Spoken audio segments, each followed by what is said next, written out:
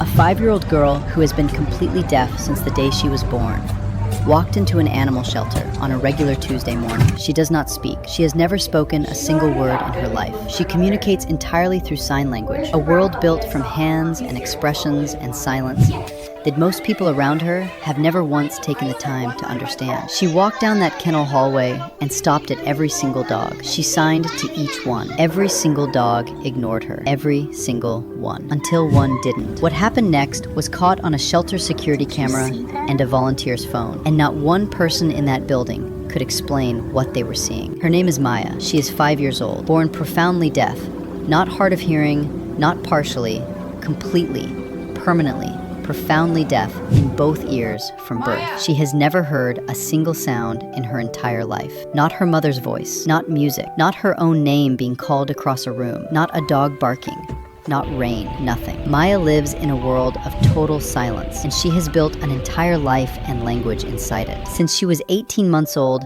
Maya has communicated in American Sign Language. She signs everything. She signs when she is happy, when she is scared, when she wants breakfast, when she is telling her mother about a dream she had the night before. Her hands are her voice, and she uses them exactly the way any 5-year-old uses their voice. Constantly, expressively, without self-consciousness, without apology. Her mother, Rachel, is a hearing woman who learned sign language the week Maya was diagnosed. Rachel is not fluent.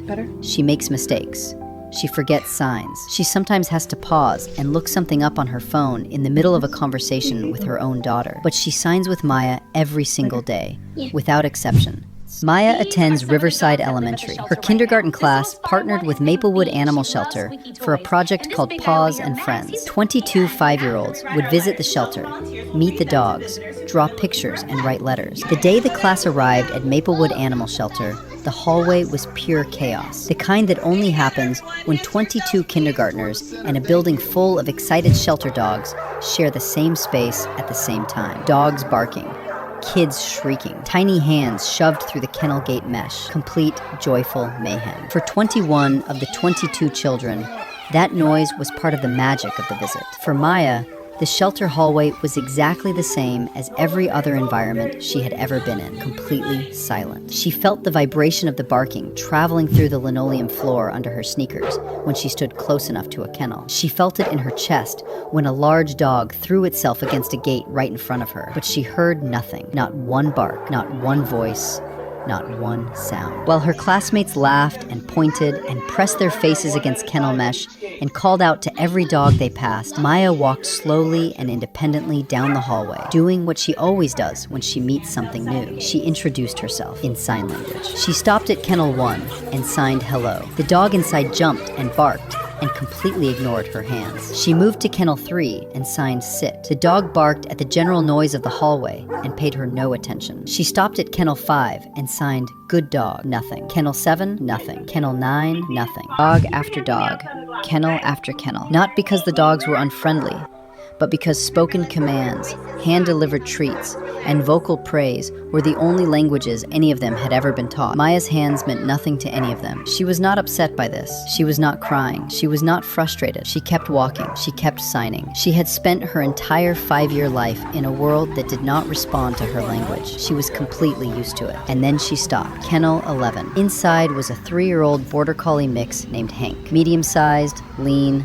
black and white coat, a narrow, intelligent face, and a pair of pale amber gold eyes that were visibly different from every other dog Maya had passed. Eyes that looked like they were actually processing what they saw in front of them, rather than simply reacting to noise and movement. Hank had been at the shelter for 5 months. The intake card on his kennel door said only, "Owner unable to continue care. Dog is well trained. May seem like he is ignoring you. He is not. He is listening differently." Nobody at the shelter had understood what that note meant until this exact moment. Maya stopped in front of Kennel 11. She looked at Hank through the wire gate. Hank looked back at her. Maya raised her right hand and signed, slowly and clearly, sit. Hank sat immediately, without hesitation, without a spoken word, without a treat, without a command from any adult standing nearby. He sat and he looked at Maya's hands. The shelter volunteer, who happened to be filming on her phone for the shelter's social media, stopped walking completely. Maya signed, "Stay." Hank stayed. His pale amber eyes tracked Maya's hands and nothing else. Maya extended one flat, open hand toward the gate, the ASL sign for paw. Hank raised his right front paw and pressed it forward against the kennel bars, directly toward her open palm. His white furred paw pressed against the wire. Her small brown palm pressed back from the other side, separated only by the mesh between them. The volunteer's phone hand was shaking so badly she nearly dropped it. Shelter Director Patricia went straight to Hank's intake file and read it again from the beginning, this time looking for things she had not thought to look for before. She found a name, an address, a phone number. She made a call. The previous owner's name was James, 64 years old, deaf since childhood. He had adopted Hank as a puppy 3 years earlier and had trained him entirely in American Sign Language because ASL was the only language James had ever known. Every single command Hank had ever been taught in his entire life had been given in complete silence through hand signs. Sit, stay, come, lie down, paw, every one of them, sign language. James had surrendered Hank 4 months earlier when his health declined to the point where he could no longer give Hank the care he needed. It was, James told Patricia over a relay telephone call, the hardest thing he had done in his entire life. He had cried for a week. He had assumed Hank would be adopted in days, a healthy, young, beautiful, well-trained dog. He had no idea Hank was still there.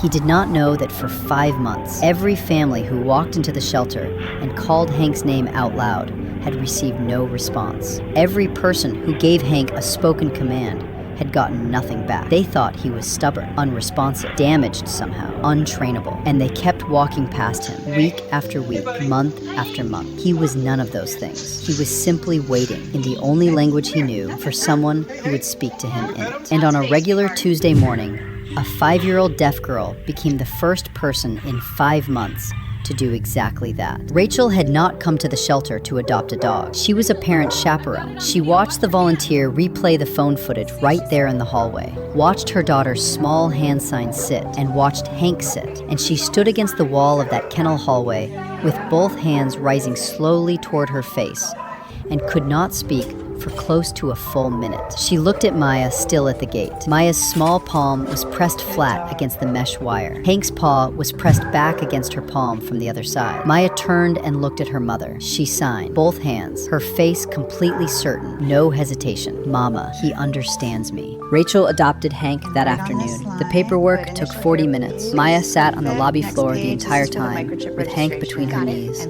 signing to him continuously, telling him things, asking him things, teaching him things. Hank watched her hands and responded to every sign she gave him. When she signed, "Good boy," his tail swept the floor in wide, slow arcs. When she invented a new sign, a small, private gesture no one had taught either of them, Hank pressed his narrow black and white face against her chest and stayed there, as if he had been waiting for someone to try. Patricia called James back and told him everything, about Maya, about the class visit, about the volunteers' footage, about the moment Maya signed "sit," and Hank sat. There was a long pause on the relay call. Then James typed back slowly. He never forgot. 3 days later, James arrived at the shelter parking lot, 64 years old, slightly stooped, white hair, heavy dark green flannel shirt, large rough hands that had signed every important thing in his life for 60 years. He stood beside his car and watched a 5-year-old girl walk toward him across the cracked parking lot asphalt with a black and white Border Collie on a blue leash. Hank saw James from across the lot. He ran,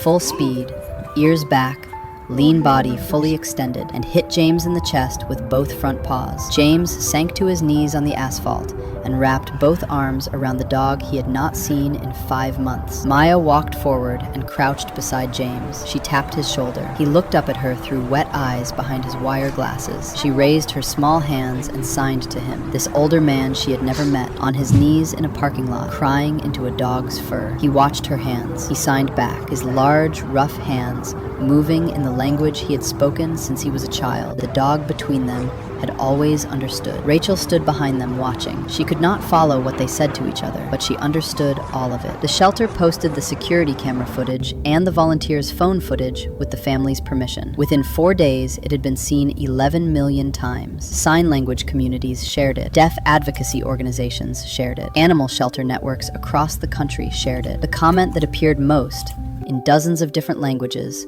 was always some version of the same thought. The dog was not broken. The dog was not stubborn. The dog was not ignoring anyone. The dog was waiting for someone who would take the time to speak to him in his language. In 5 months of families walking past Kennel 11, not one person had thought to try. 6 months later, Hank sleeps at the foot of Maya's bed every single night. Maya has started teaching her mother new signs, small, private signs she and Hank invented between themselves, a language inside the language. Rachel does not always catch them. Hank always does. Maya is 5 years old. She has never heard a single sound in her life, but since the Tuesday she walked into Maplewood Animal Shelter and stopped at Kennel 11, she has never spent a single silent moment alone. Some languages don't need to be heard to be understood.